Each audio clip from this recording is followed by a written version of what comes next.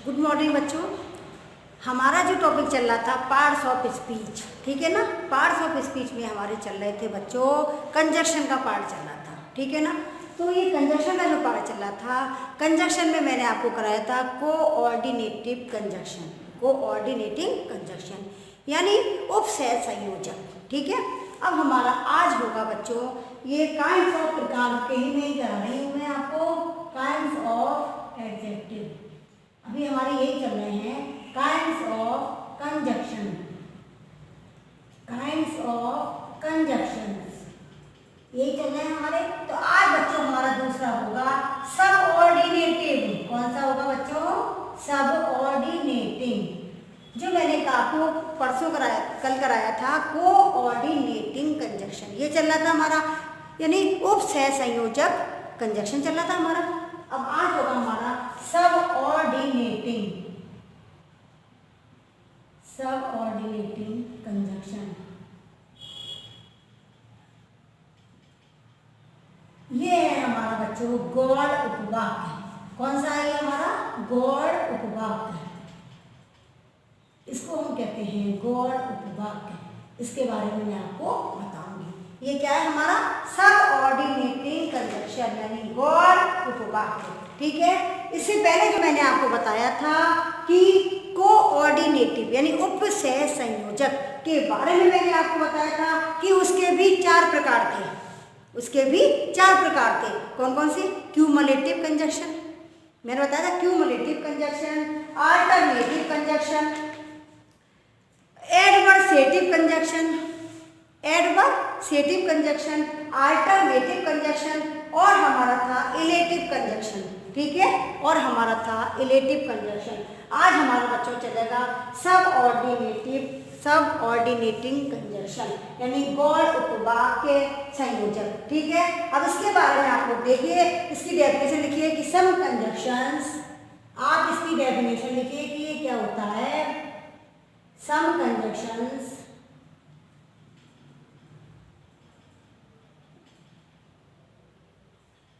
यानी सम कंजक्शन यानी कुछ कंजक्शन ऐसे होते हैं दैट ज्वाइन, जो जुड़ते हैं, दैट ज्वाइन, ये हमारा subordinative conjunction. Some conjunction that join together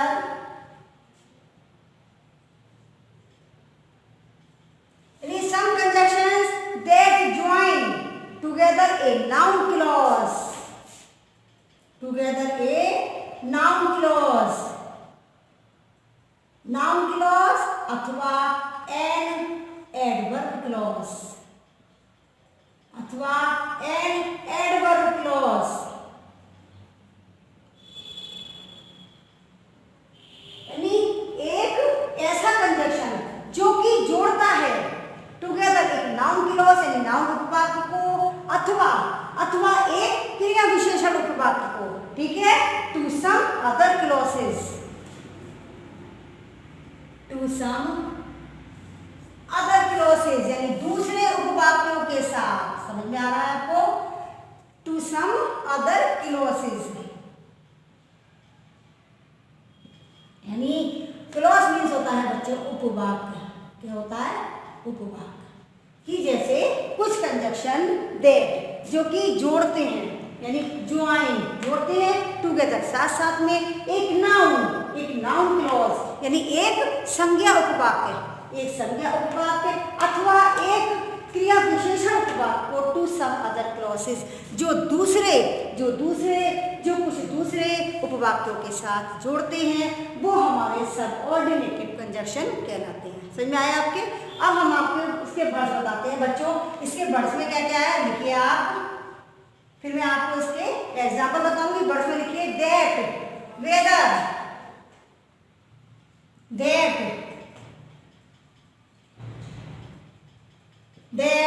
weather, if, ठीक है। दैट है, वेदर है, इफ है, when, where, why, when, where, why, how, etc। ये हमारे इसके हो गए बच्चों, क्या हो गए हमारे बर्ड्स, ये बर्ड्स हमारे हो गए। अब हम आपको इसके एग्जाम्पल बता रहे हैं। अब इसके आप एग्जाम्पल देखिए, जैसे हम आपको इसके एग्जाम्पल बता रहे हैं कि इसके एग्जाम्पल देके मैं आपको समझा रही हूँ कि क्या होगा इसके एग्जाम्पल। जैसे है बच्चों हमारा कि I think that he is trustworthy, I think that he is trustworthy.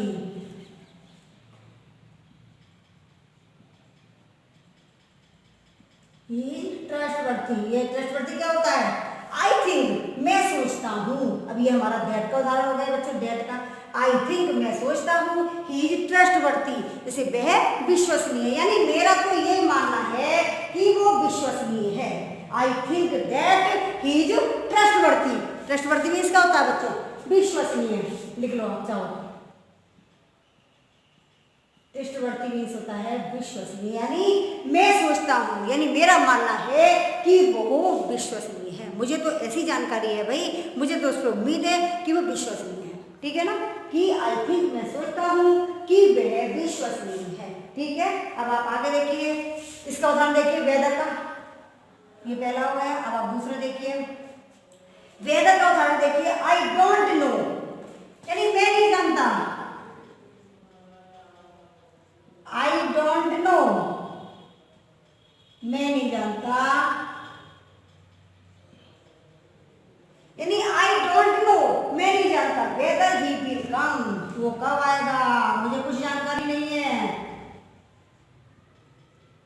He will come, यानी आई डोंट नो, मैं नहीं जानता कि वो कब आएगा, कि वह कहाँ आएगा, कि वो आएगा भी या नहीं, यानी मुझे उसके बारे में कोई भी जानकारी नहीं है। समझ में आ रहा है आपको? समझ में आ रहा है आपको कि वह कब आएगा, यानी वो आएगा भी या नहीं, मुझे इसके बारे में कोई भी जानकारी नहीं है। I don't know, I don't know whether, कि जब वो आएगा। वेदर मीन्स ये वेदर जब कह दो कि मैं नहीं जानता कि जब वह आएगा, मुझे नहीं पता, मुझे कोई जानकारी नहीं है। आई डोंट नो, मैं नहीं जानता जब वो आएगा। ठीक है ना, समझ में आया कि जब वो आएगा मुझे इसके बारे में कोई भी जानकारी नहीं है। अब है आई डोंट केयर, ये देखिए इसका देखिए बच्चों, इसका देखिए आई डोंट केयर,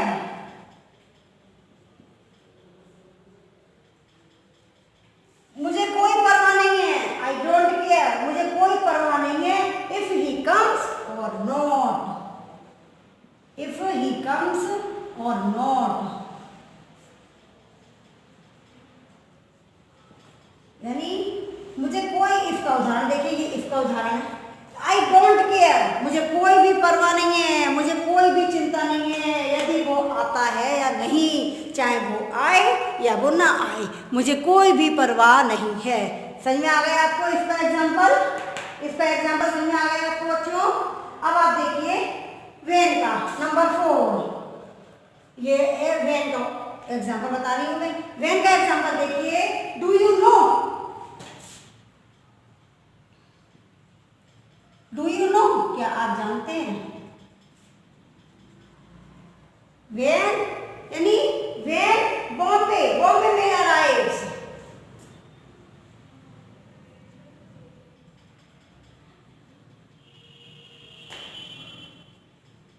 बॉम्बे में अराइव्स, कि बॉम्बे मेल कब आती है? क्या आपको इसके बारे में जानकारी है कि Bombay mail arrives, Bombay mail कब आती है? ठीक है, ये हमारा हो गया वेन का एग्जाम्पल कि डू यू नो, क्या आप जानते हैं, क्या आपको इसकी जानकारी है कि बॉम्बे मेल कब आती है, इसकी आपको जानकारी है? ठीक है, when the Bombay mail arrives, Bombay mail कब आती है, क्या आप इस बात को जानते हैं? ये हमारा हो गया वेन का उदाहरण। ठीक है, अब मैं आपको इसका ऊपर लिखा दे रही हूँ बच्चों, आपको ये नीचे का दिखाई नहीं देगा, मैं इसका भी एग्जाम्पल और रह रहे हैं वो मैं आपको बता रही हूँ। ठीक है, मैं आपको एग्जाम्पल दे देके जो समझा रही हूँ आप उन पर ध्यान दें, और यही आपके एग्जाम में जो आएंगे वो आपके ऑब्जेक्टिव टाइप क्वेश्चन आएंगे, वो आपको सिर्फ टिक लगाना है। ठीक है ना, अब आप आगे देखिए, अब हमारा एग्जाम्पल होगा वेयर का। अब आप इसका वेयर का एग्जाम्पल देखिए, this is where I live, देखिए this is where I live.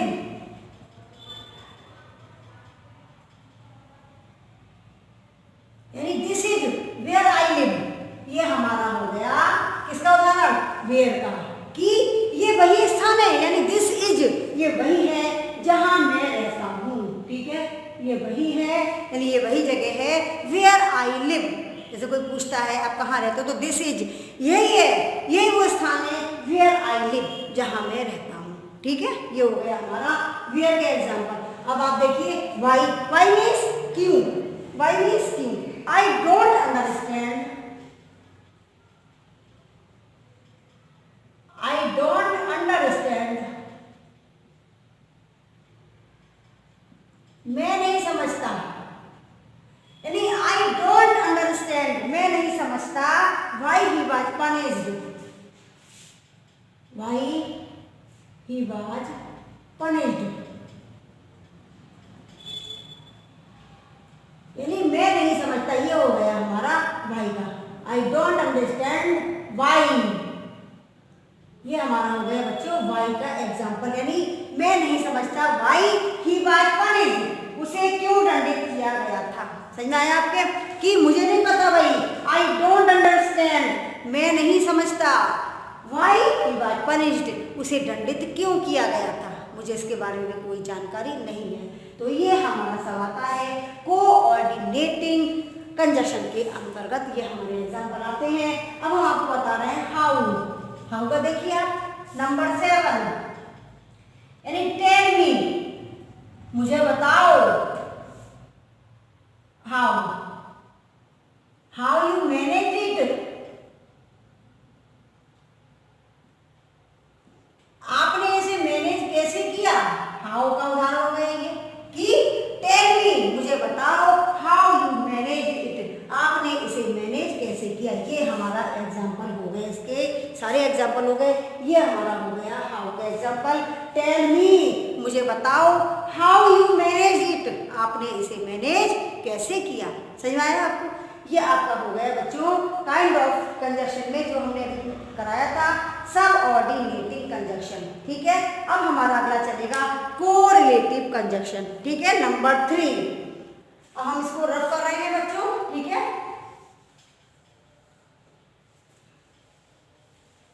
अब हमारा चलेगा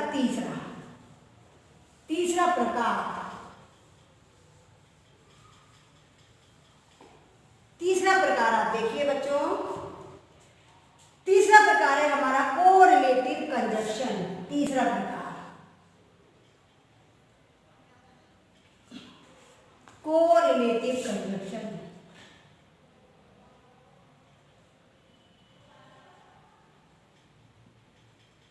कोरिलेटिव कंजक्शन,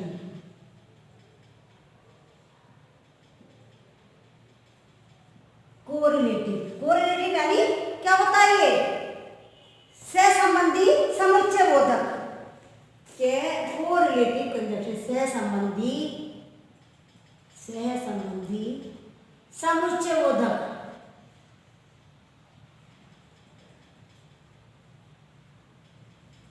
सहसंबंधी समुच्चय बोधक।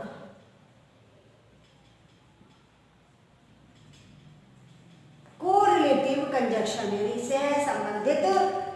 सहसंबंधी समुच्चय बोधक। अब इसकी आप डेफिनेशन लिखिए। ठीक है, इसकी डेफिनेशन लिखिए। ये हो गया हमारा कोरिलेटिव, यानी सम कंजक्शंस, इसकी डेफिनेशन लिखिए। सम कंजक्शंस यानी कुछ कंजक्शन ऐसे होते हैं, सब conjunction are used in pairs, जो जोड़े में, यानी सब conjunctions are used in pairs, जो जोड़े में, called correlative conjunctions, called correlative यानी सहसंबंधी समुच्चय बोधक कहलाते हैं, कोरिलेटिव कंजक्शन। ये आप डेफिनेशन लिखते जाइएगा मेरे साथ साथ। ठीक है, some conjunction are used in pairs, ये जोड़े के साथ, पेयर मीन्स जोड़ा, जो जोड़े में प्रयोग किए जाते हैं कॉल्ड कोरिलेटिव कंजक्शन, वो सहसंबंधी समुच्चयबोधक कंजक्शन कहलाते हैं। अब इसके आप वर्ड्स लिखिए, आप इसके वर्ड्स लिखिए बच्चों, इसके वर्ड्स लिखिए आइदर, आइदर और, आइदर और, जैसे जैसे मैं लिखती जा रही हूं आप भी वैसे उतारते जाइएगा, either or, neither nor, neither nor, not only but also, not only but also, यानी either or, neither nor, neither nor होगा, नाइदर नॉर होगी है ना, either or, neither nor, not only but also, not only but also, not but,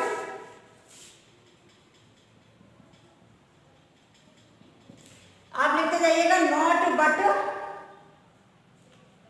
थो yet,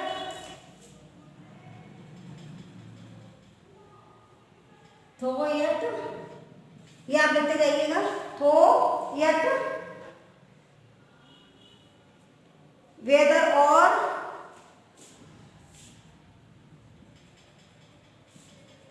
whether और, ठीक है, whether or, so as, so that, so as, so that, यानी so as, so that, such that, to,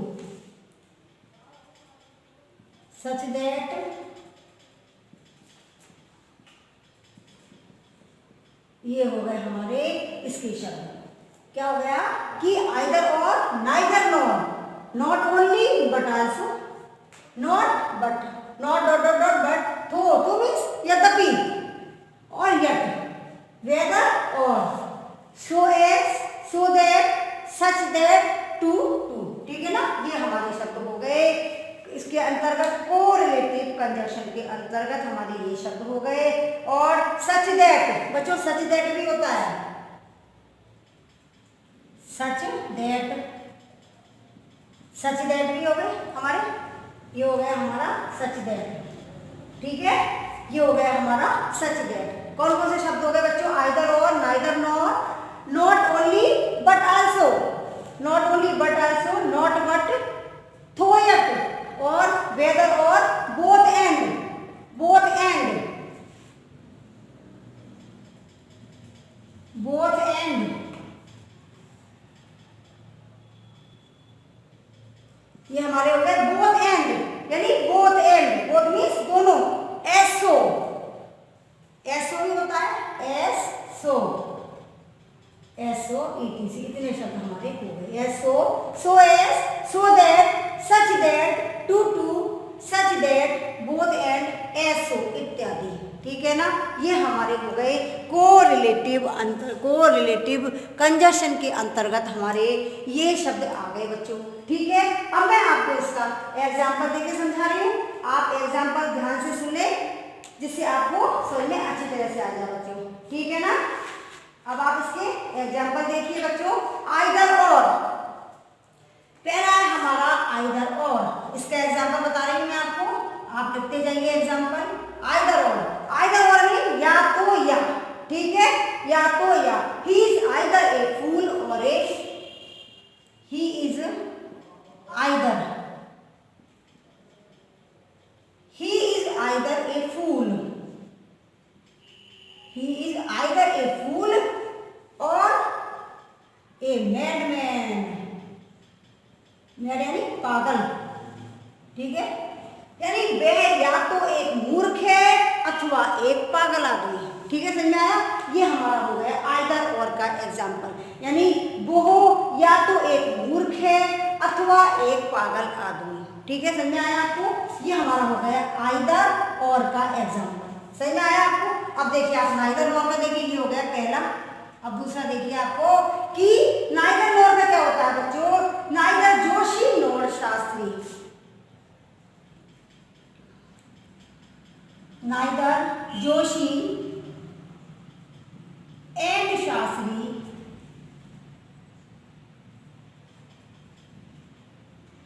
यानी neither Joshi and Shastri could have done this work, could have done this work, ये हो गया हमारा neither nor, यानी neither Joshi nor Shastri, यहाँ आएगा बच्चों nor Shastri, neither Joshi and nor Shastri, या ठीक है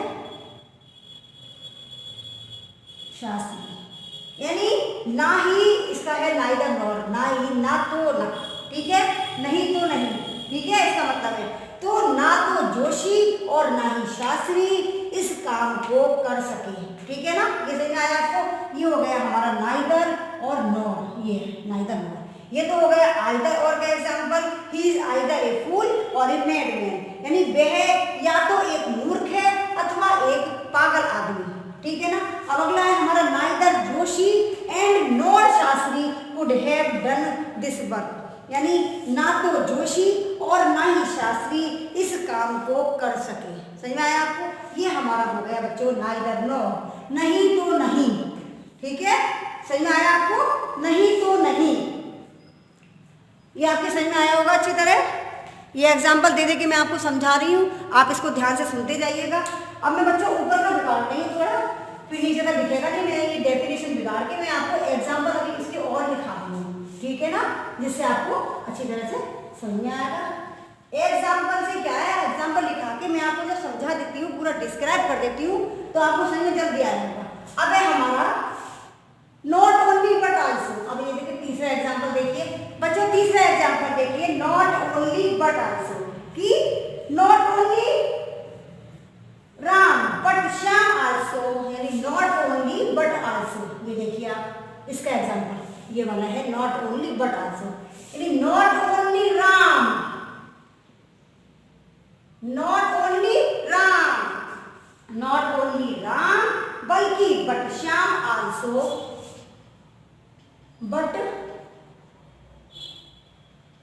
but Shyam also got a prize,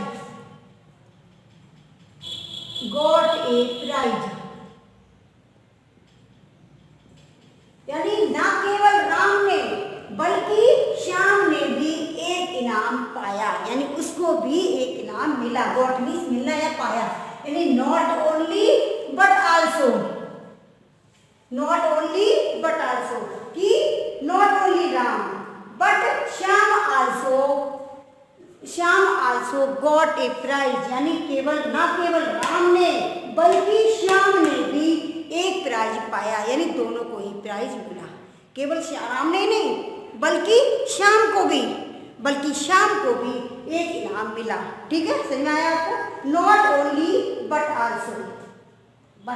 also, यानी उसने भी एक इनाम पाया, ठीक है ना, ये हो गया हमारा नॉट ओनली बट आल्सो का एग्जाम्पल। आपकी समझ में आ रहा होगा बच्चों। अब आप देखिए I don't know whether I should, अब ये वेदर का बता रही हूँ आप, ये वेदर का देखो, वेदर का देखिए एग्जाम्पल, आप वेदर का देखिए बच्चों, आप I don't know whether I should, I don't know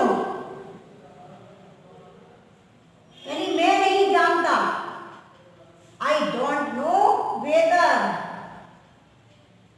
ये है हमारा वेदर और, यानी आई डोंट नो मैं नहीं जानता, वेदर आई शुड स्टे,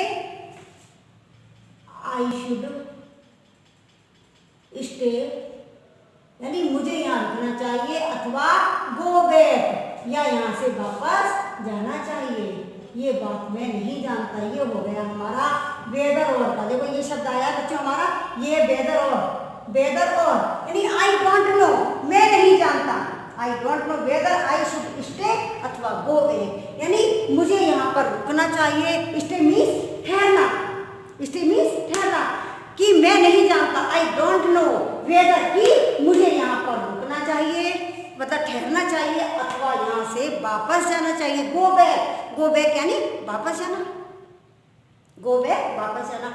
तो मैं नहीं जानता कि मुझे यहाँ पर ठहरना चाहिए अथवा वापस जाना चाहिए, इसके बारे में मैं कुछ नहीं जानता, यानी वो कंफ्यूजन में है। ठीक है ना। अब बच्चों हमारा ये टॉपिक अब यहीं खत्म होता है, कल हम आपको अगला टॉपिक पढ़ाएंगे। ठीक है, थैंक यू बच्चों।